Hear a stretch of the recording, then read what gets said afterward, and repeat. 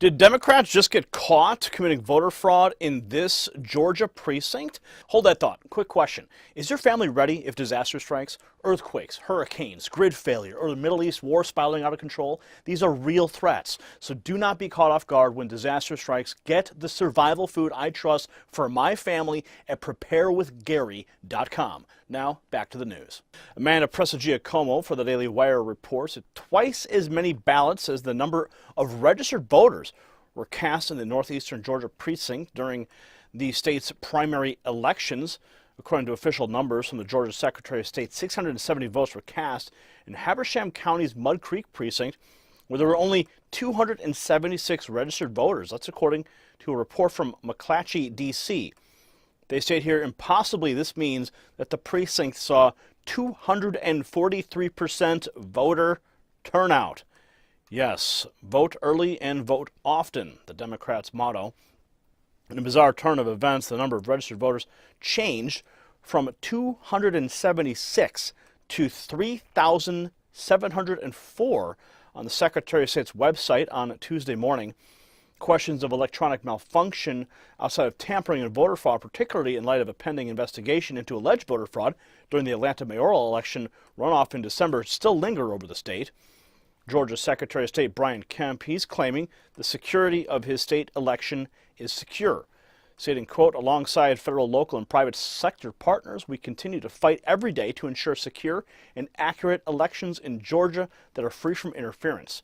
To this day, due to the vigilance, dedication, and hard work of those partners, our election system and voting equipment remain secure, said the SOS spokeswoman Candice Broshi via email. Now, Kemp recently won his primary, on a side note, over Casey Cagle in the race for governor. Mike Pence rallied with him on the campaign trail.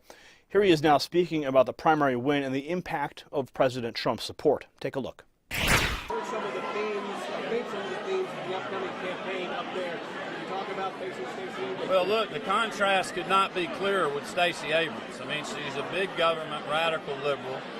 You know, her key donors and key political people are going to be George Soros, Nancy Pelosi, and that crowd.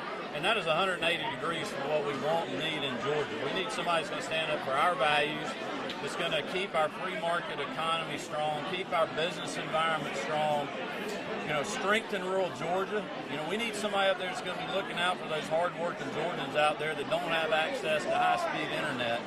And she's a career politician as well. So, you know, I have better experience than her being in the executive branch, being in the private sector for 30 years.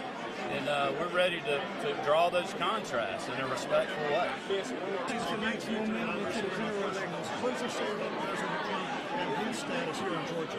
Well, the president's very popular in Georgia, you know, and he's getting more popular because people are getting over the attacks by the liberal media and other people.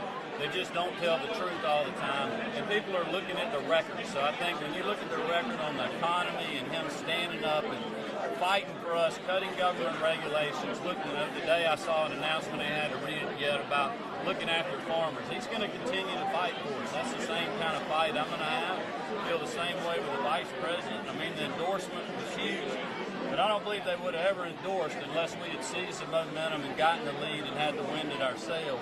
So we definitely had that, but they, you know, they put a hurricane behind their ship. And that, my friends, is why Democrats cheat, because Republicans win, and they will continue to cheat as Trump's endorsed candidates drive the red wave right into Washington, D.C. It's another reason, though, that we need voter ID laws. Comment below, subscribe for updates. We'll see you at the next report. For the Next News Network, I'm Gary Franchi. I hope you enjoyed that report. Now it's time to have a serious conversation. What would you do if disaster strikes? Is your family ready? Earthquakes, hurricanes, grid failure, the Middle East war spiraling out of control. These are all real threats. So do not delay, okay? I don't want your family to perish in a disaster. Go to preparewithgary.com right now to prep your family if disaster strikes. Do not be caught off guard. You will regret not getting the survival food that I trust for my family at preparewithgary.com. Head on over there right now. The link is right below. For the Next News Network, I'm Gary Franchi. Thank you for watching that report. If you want more, subscribe to the channel by clicking on the Next News Network logo right here. And you can watch our latest news reports by clicking here. Or for the latest breaking news, click right here. Also, if you want to watch the most viral news on the channel, the news reports that Hillary and Obama hate, then click right here.